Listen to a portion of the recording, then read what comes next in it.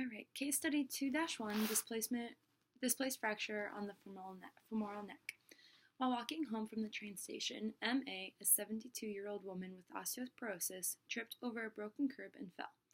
In the emergency department, she was assessed for severe pain, swelling, and bruising of her left thigh. A radiograph showed a displaced left femoral neck fracture. M.A. was prepared for surgery and given the preoperative injection of an analgesic to relieve her pain.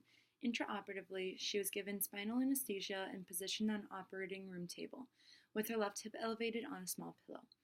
Intravenous antibiotics were given before the incision. Her left hip in abduction, blood and fluid replacement, physical therapy, and vigilance for development of avascular necrosis and possible dislocation. A.R., age 88, slipped on wet grass and fell while gardening in his backyard. His neighbor was unable to help him into a standing position and called for an ambulance. A.R. had excruciating pain in his right leg, which was externally rotated, slightly shorter than his left leg, and adducted. Preoperative radiographs showed a non-displaced right intertrochanteric fracture. Intraoperatively, Mr. R was given spinal anesthesia and positioned on an orthopedic table with his right hip abducted and secured in traction. He had an open reduction and internal fixation with a compression screw and side plate with screws. His postoperative recovery was unremarkable, although he was at risk for deep vein thrombosis, that is, blood clots in his legs.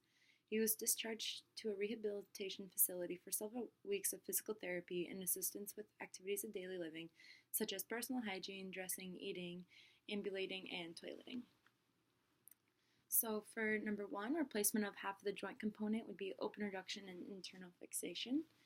For number 2, substances that act against microorganisms would be antibiotics.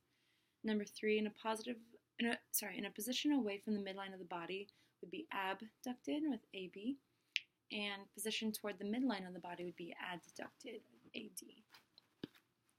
For number 5, the prefix for displace and dislocate would be dis, and the meaning of that would be away from or reverse. Replacement and rehabilitation, the prefix would be re, and that means again.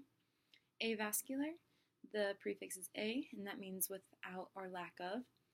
Anesthesia and analgesic, the prefix is an, and that means lack of or without as well. Orthopedic, the prefix would be orth or ortho, and that means straight, normal, or correct. Externally, the prefix is ex, and that means outside or outward. Bipolar, prefix bi, means two. And unremarkable, prefix un, meaning not. And for the last few, number 13, the adjective for the operative time span from decision for surgery to placement on the operating room table is preoperative.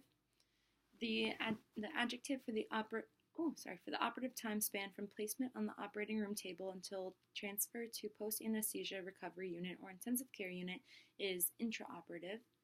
And the adjective for the operative time span from admission to post-anesthesia is postoperative. Thank you.